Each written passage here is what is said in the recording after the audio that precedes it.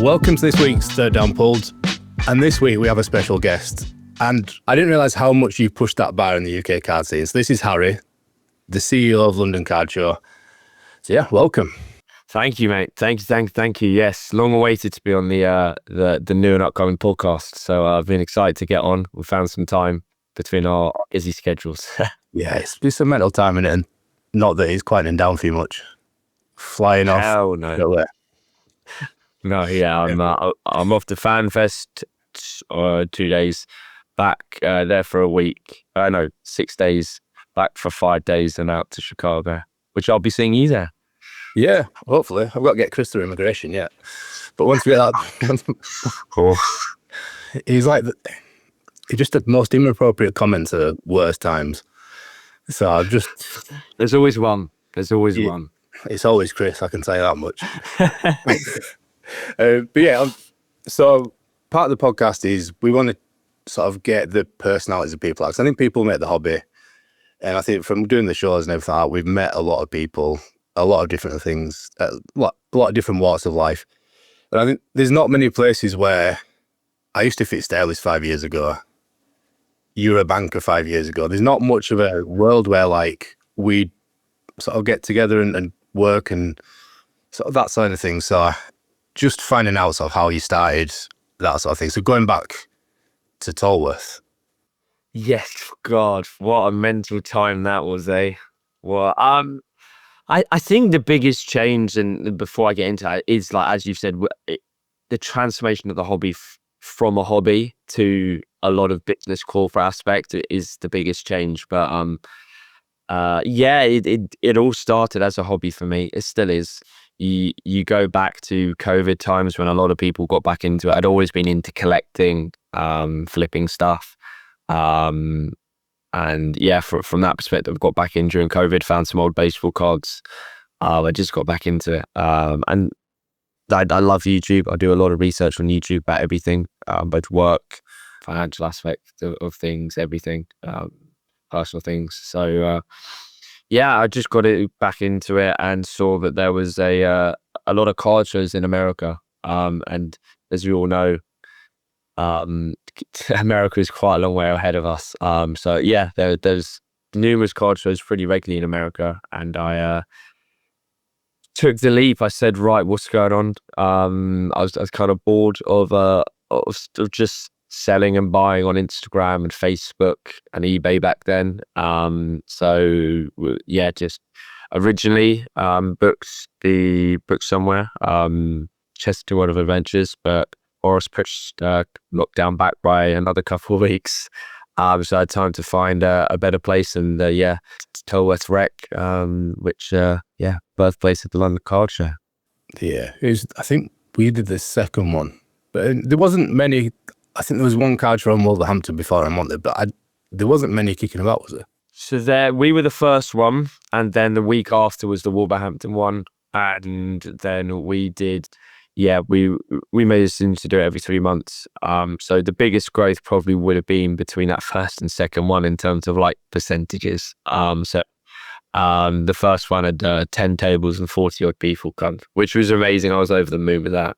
And yeah, pretty rapidly booked out in 3 months' time, full hall. And yeah, just small incremental growth since then.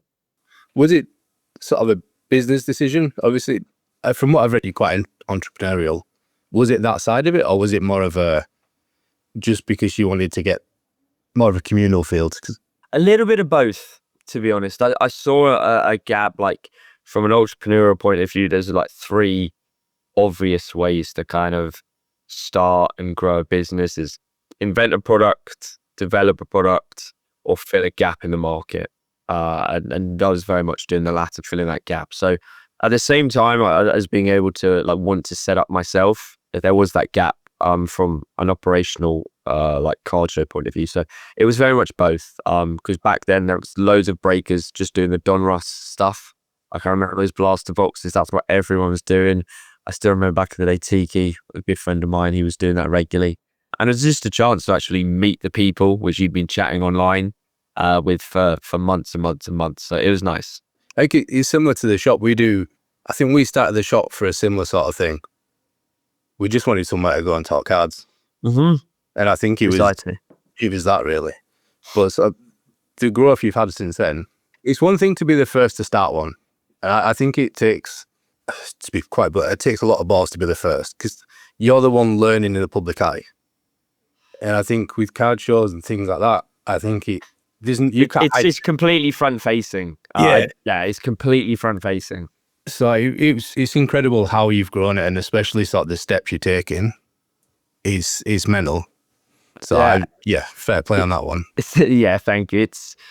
We've never tried to run before we can walk. That's the biggest thing, which I will always say is like we could have grown a lot bigger, a lot sooner, but the end goal was to an extent the ExCeL. It's not the end goal, but it is the end goal. Like we want to go bigger at the ExCeL. But there isn't really an end goal. But the next chapter was end of the chapter was the ExCeL, and we'd been building for that for years without people kind of realizing. Just a small like, okay, so we're going to go 2 floors, then we're going to go add a trade night, and then we're going to add an extra day, and then we're going to add this to one of the days, and then we're going to just small things where we've been trialing for months and months and shows and years just to perfect it, just so we knew that when it came to the ExCeL, we had data to kind of go, right, this should work. And there was very few things at the ExCeL which we hadn't put out there before. We just did it in a bigger scale.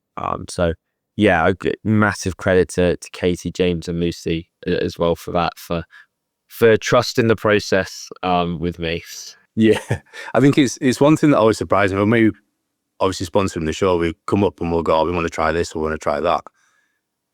And every time we're like, we're not quite sure. But whenever you speak to you, you're always like 10 steps in front. You're always well prepared. You've always got ideas up your sleeve. And it's always, I think that's why we know it's in good hands. It's always going to be, you're always going somewhere. You're sort of thinking 12, 18 months down the road, not sort of just the next show. Well, thank you for having faith in us. But yeah, we like to plan for just about every situation. That's Katie's kind of forte, and now Lucy as well. Kind of all these different scenarios, being sure that it's ticking all the boxes. But yeah, from that perspective, we just want to kind of have and it be smooth for the sponsors. So we'll put the grind in. So when it comes to it, and you come with these options and ideas, we come back to you about feasibility, about how likely we can pull it off, how likely it is that you can pull it off at our show, and all the kind of situations, because we've been able to look at various aspects of the show, digital point of view, a physical point of view, a build-up point of view, a post-show point of view, loads of data to that, which really means it's beneficiary to the sponsor, which again, show would be what it is without you guys. No, it's always a pleasure to be a part of. But touching on the ExCeL show, how is it a few months out? I mean, post ExCeL, it's quite nice. Just knowing you pulled it off. Pre ExCeL is absolute carnage. It's one of those where you're growing into, certainly the first one, I had sleepless nights. And I think you were there for that hard drop where the emotions didn't quite get the better of me, but you saw like how everything had come to one. Kind of what I just said, how the years we've been planning for this without people realizing just the small things, it was finally happening.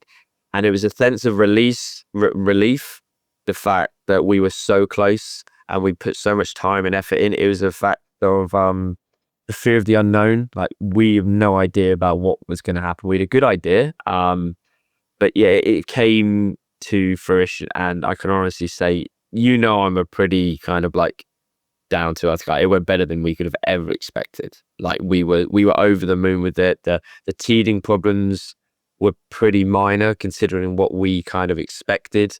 So yeah, it went as well as I could have hoped. And looking ahead to next year already, tables are well ahead of schedule to sell out. TCG sold out in minutes, which from an ExCeL point of view is just eye-watering. And sports is well on the way to do the same. Yeah, it was that Friday. That initial Friday, we thought it was going to be a slow little build-up into the weekend. That Friday went like an absolute rocket. It was crazy. It really was crazy, that Friday. A lot of people have said Friday was their best day. Oh, yeah, for us.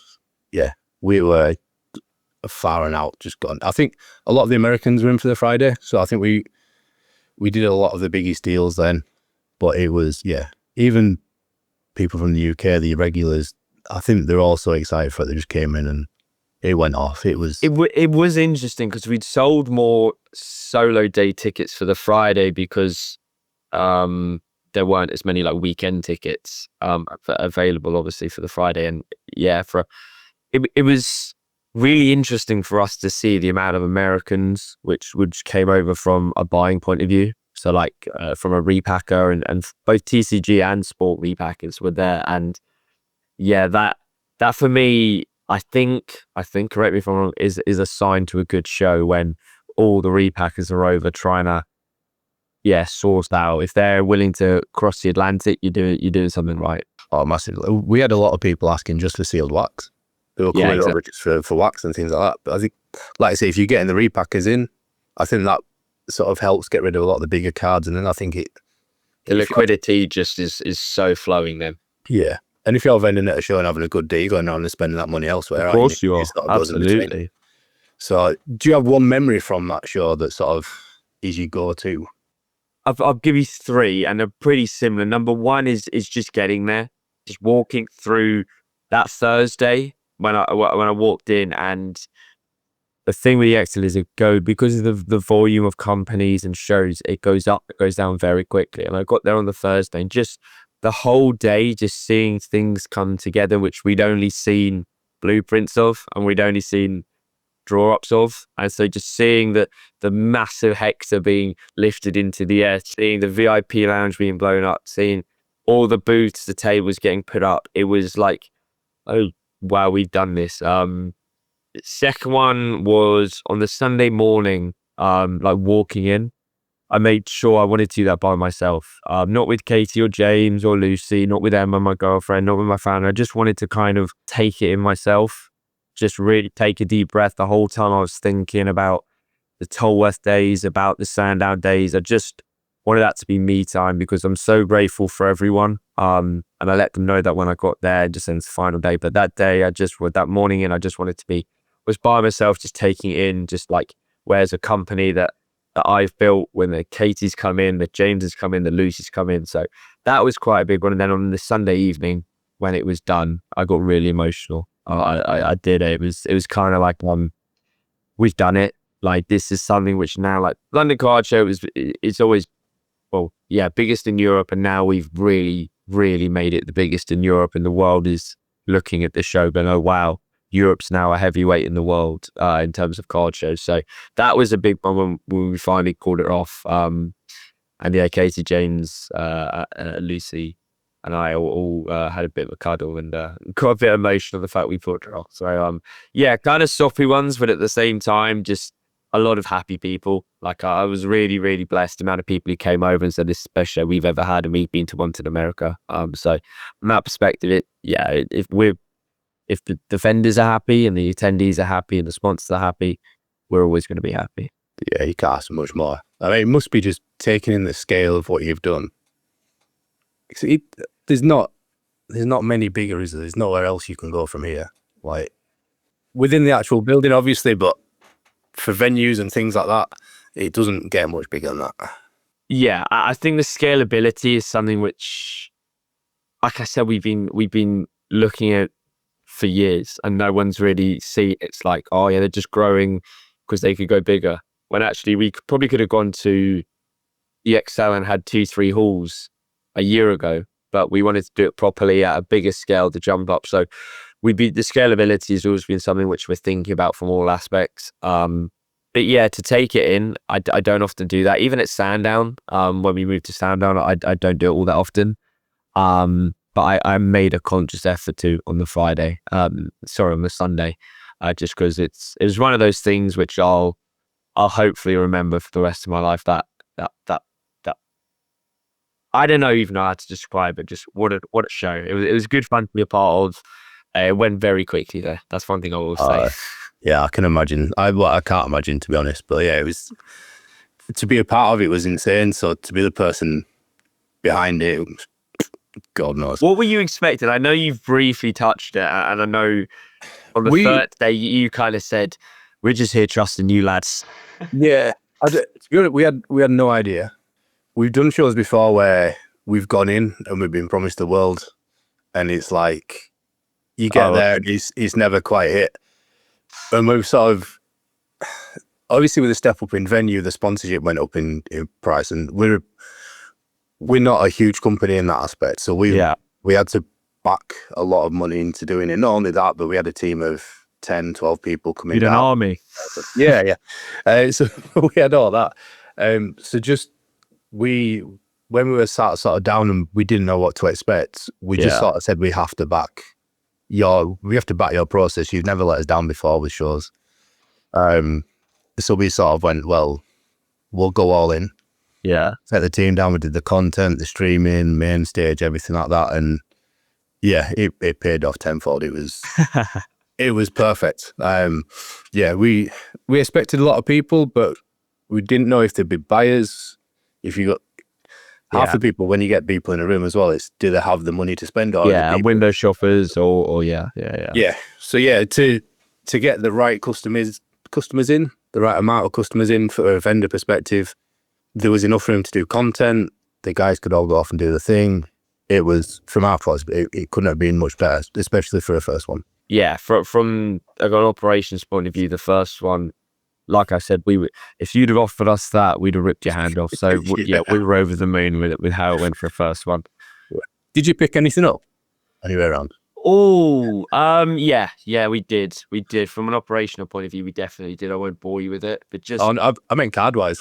Oh, card wise, did I buy anything? I think you forget sometimes at a card show, don't you? Like, you get that busy. I bought a couple Disney cards, just like a Carl Fredrickson. I bought actually one big buy. I did get one of the boys a Regency Yamal, quite low numbered. I bought that, and that's off getting graded. So I'll hopefully get that back by the next ExCeL. But yeah, I bought a couple Disney cards and one Yamal. But I don't want to get into that mindset if I'm here to buy, because all of a sudden I'm like you. I know I was like, oh, well, I'll look at the next booth. Then all of a sudden Katie's been calling me for an hour and a half. The main stage, I should have been up there 20 minutes ago, and security's going nuts. So if I've got my earpiece in, you best believe, unfortunately, I'm not there to be a buyer. But when I do walk past and I see something, I'm not in a rush, we'll have a quick look. Yeah, but I saw you at Yorkshire having a good nose, and it was good to see you enjoying the card show from the other side. Oh, mate, again, I go back to it's why I started card shows, annoyingly. It's to set up and vendors, so it's gone full 360. I still can't set up. I'll always say it's the worst thing about running the London card show is that I can't set up at it. So pros and cons, but it's a sacrifice I'm definitely. That's good. Just touching on your team as well, because I think you run it very similar to us. It's always, it's not always, but it's a lot of family, a lot of friends. I think we do very much the same. Mine and Chris's partners are obviously in the business.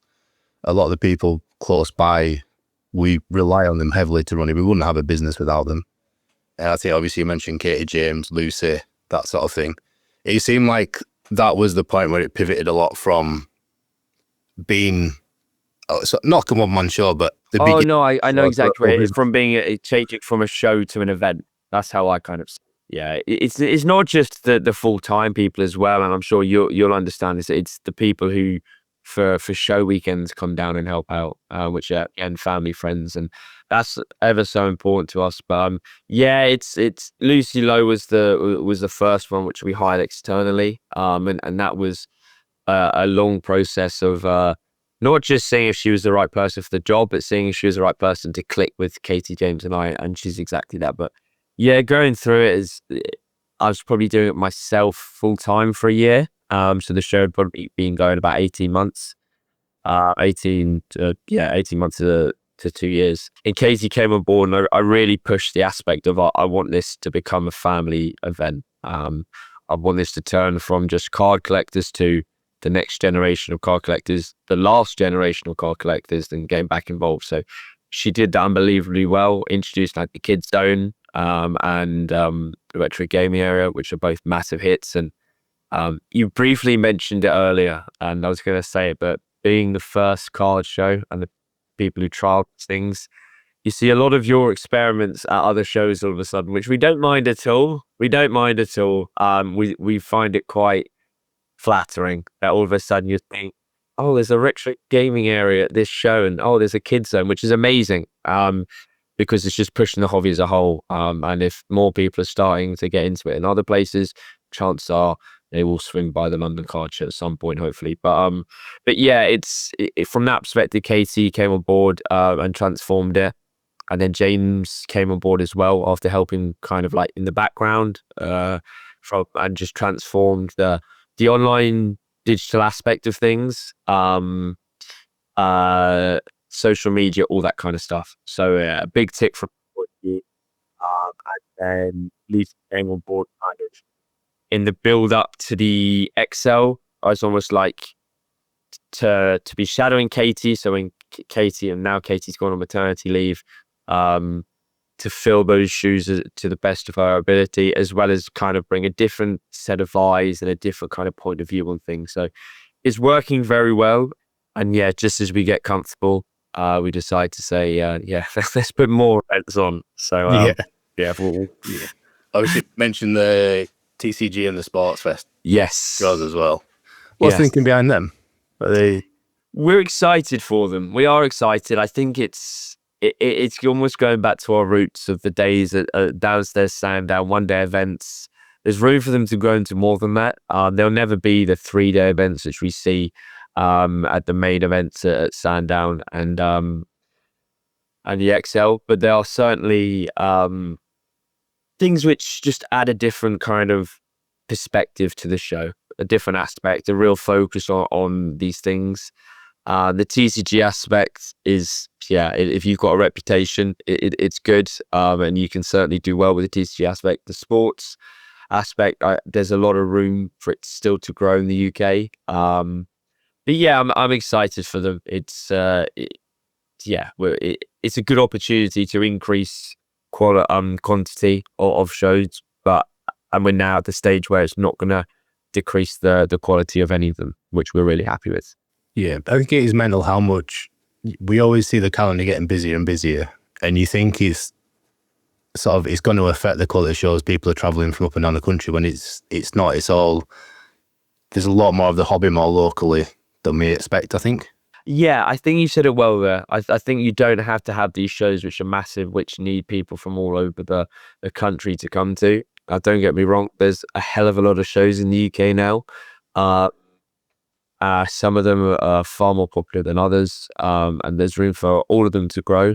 But we feel like we've earned the right to have the reputation to put on these smaller shows and know, that the consumers, the vendors, the sponsors and the attendees will know that it's going to be a show which is well received, put on at a good level. So that's kind of where my mindset went to, we're at the level where we can put them on to a good standard without jeopardizing the other 4 main shows a year. Yeah, one thing that stuck with me as well when we were talking at Yorkshire is that you weren't just aware of everything sort of to do with the card show. You were aware that like vendors need shows to survive. 100%.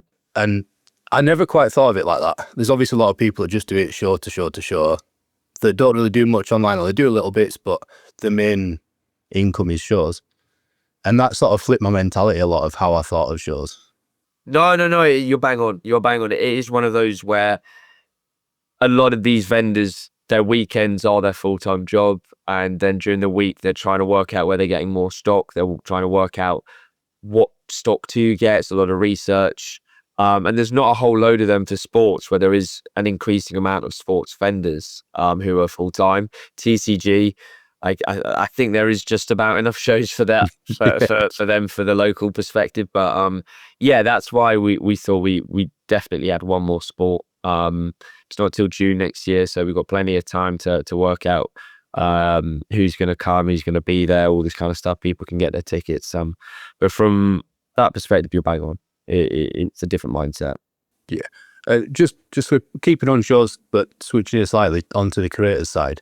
Yeah, one thing I've noticed going through sort of YouTube videos and things like that, a lot of the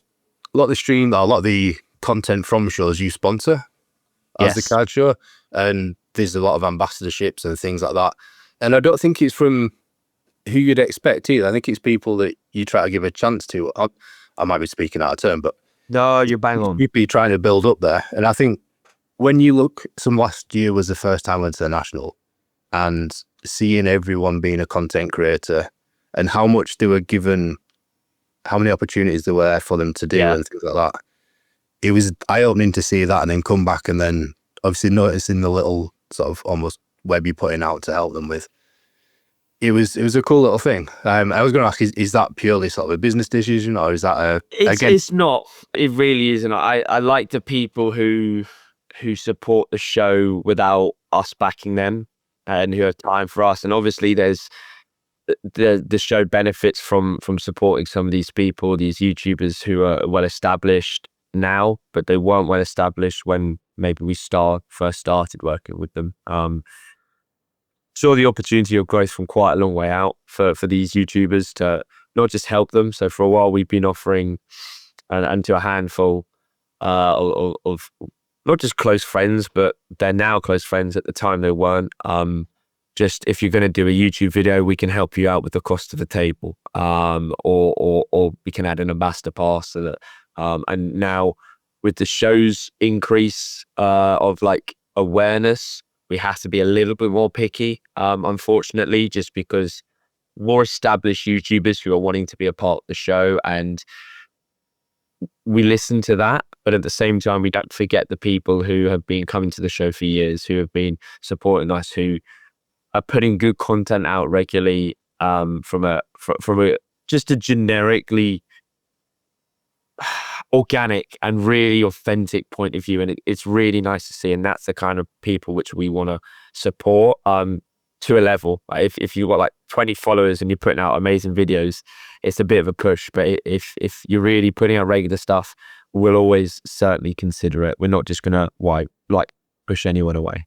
No, it's great to see, because I think once the UK masters that social media side, the long form especially, once they master that side, I think we'll see a massive uptake again, because it is the way that everyone consumes information. So you've got like JJJ. Yeah.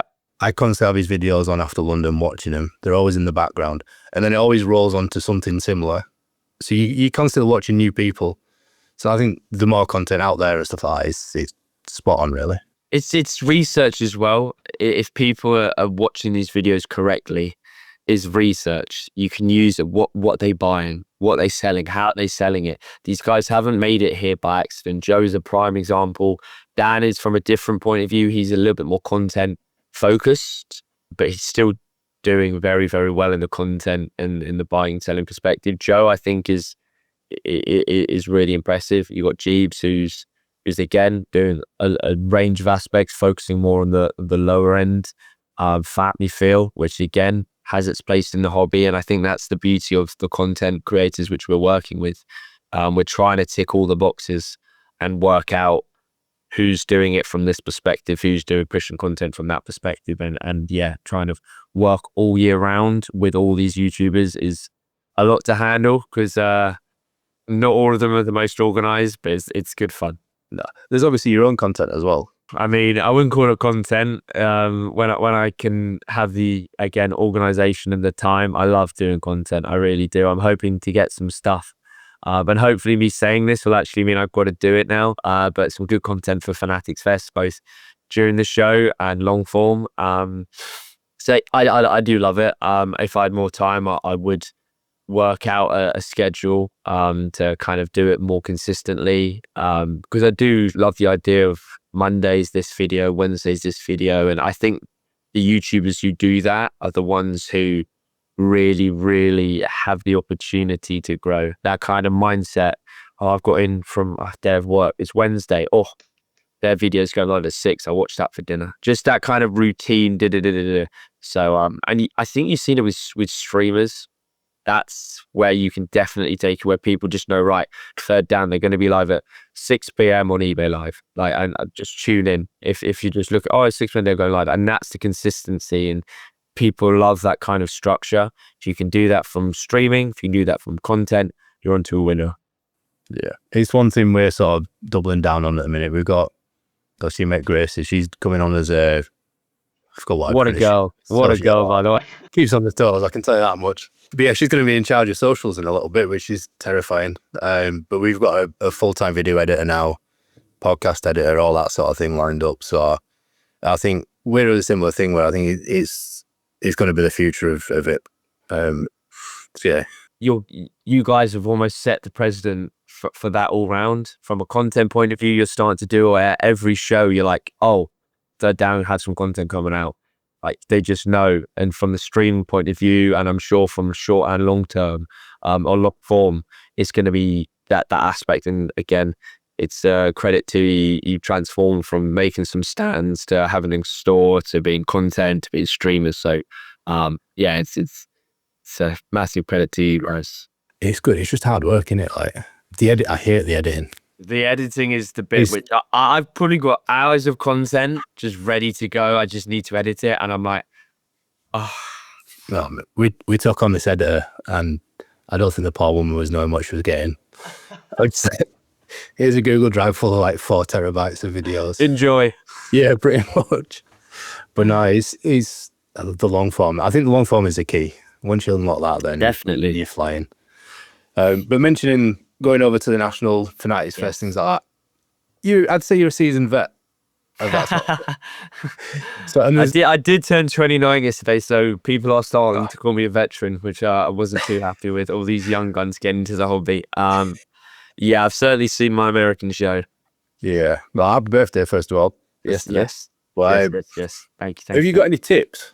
He's quite daunting, isn't it? I think you have different tips for different shows. If I'm being totally transparent, you've got the generic ones like go with a budget, know what you're going in like to look for, don't spend all your money at once, all this kind of stuff. Which wear comfy shoes, all this kind of stuff, which is like your entry level. And then it goes to the next one is like right Dallas.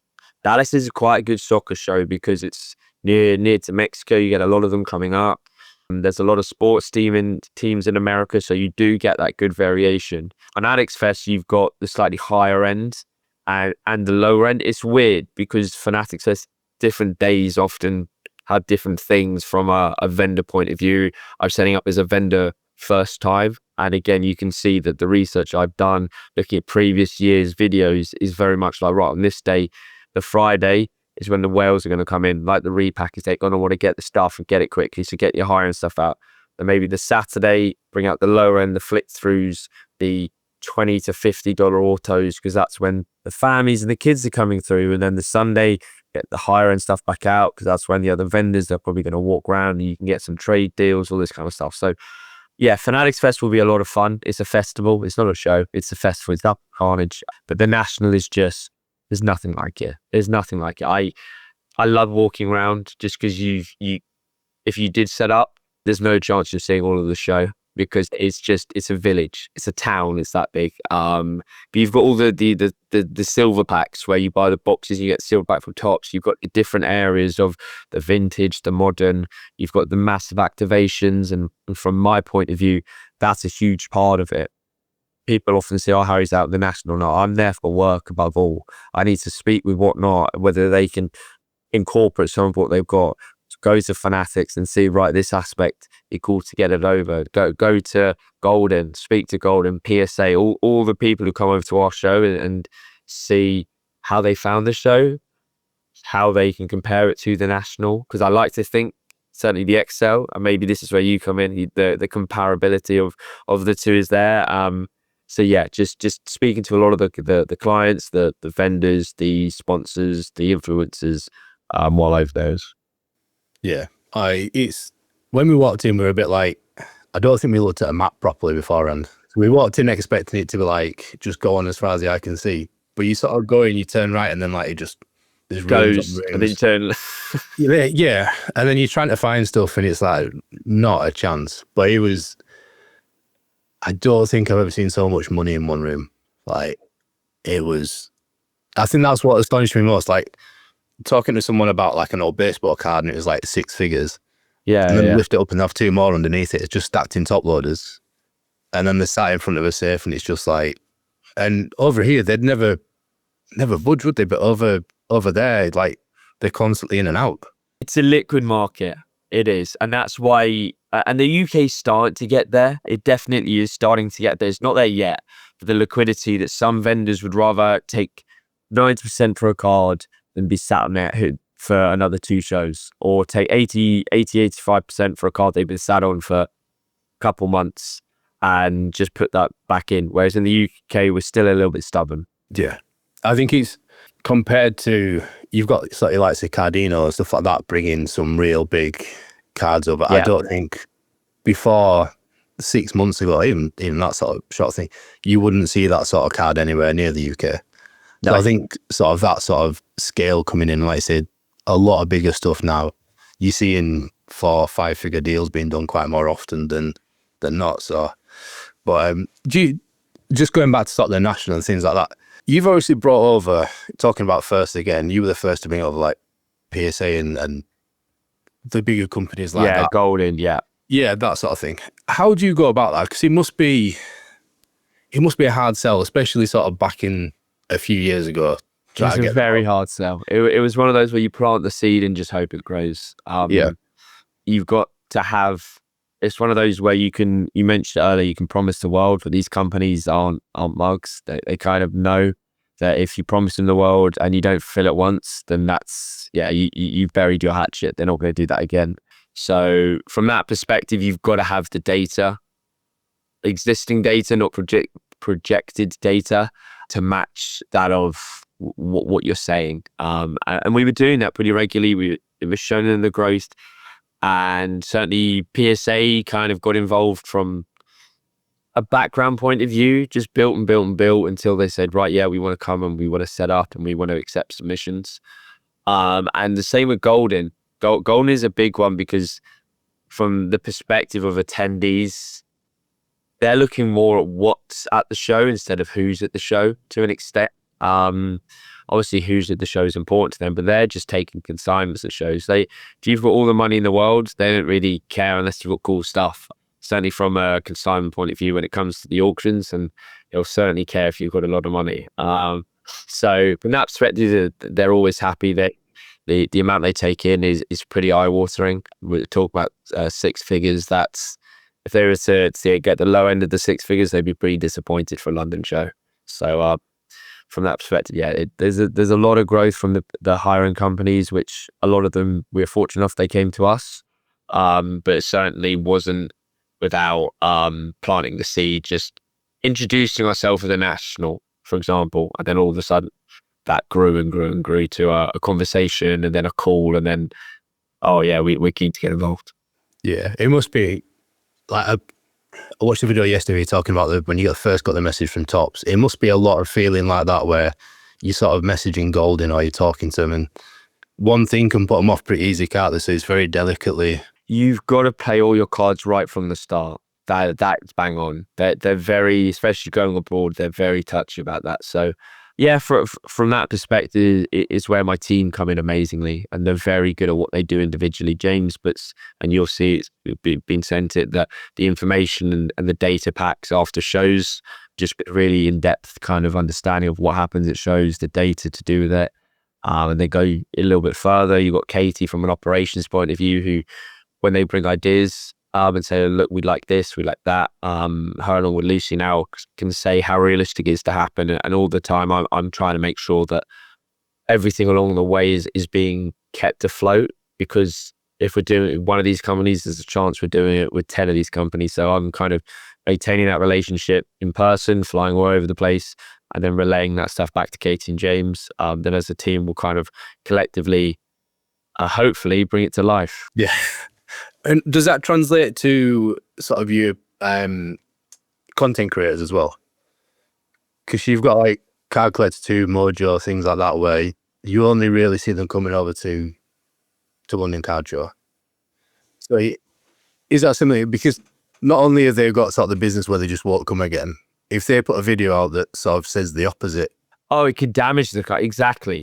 It's one of those where you got to manage it. So like whenever I mentioned it, the influencers, whenever I go abroad, I'll catch up with them, go for dinner with them, whether it's Ryan, whether it's Mojo, whether it's Roth, King of Cards, King of the Cards.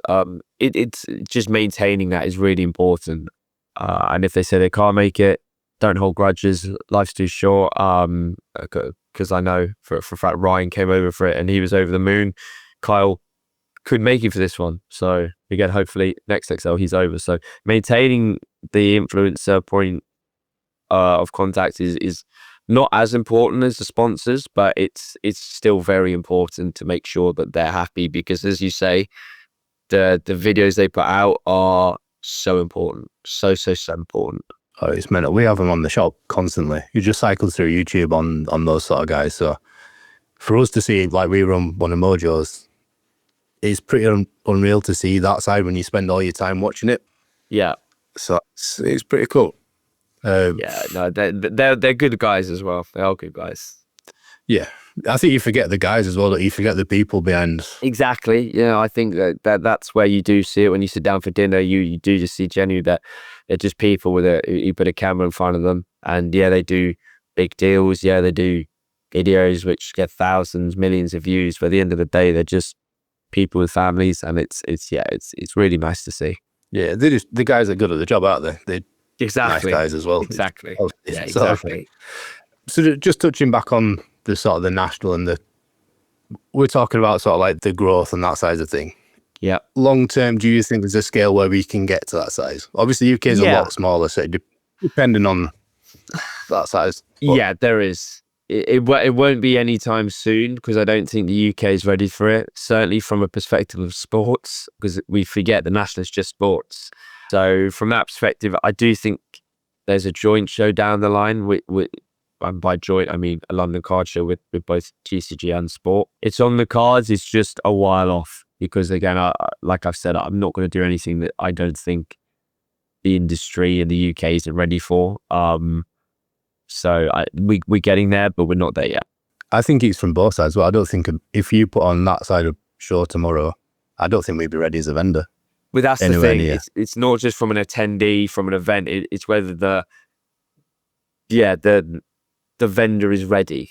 And you've got to get the volume of vendors, you've got to get the quality of vendors, you've got to get the range of vendors and what they do.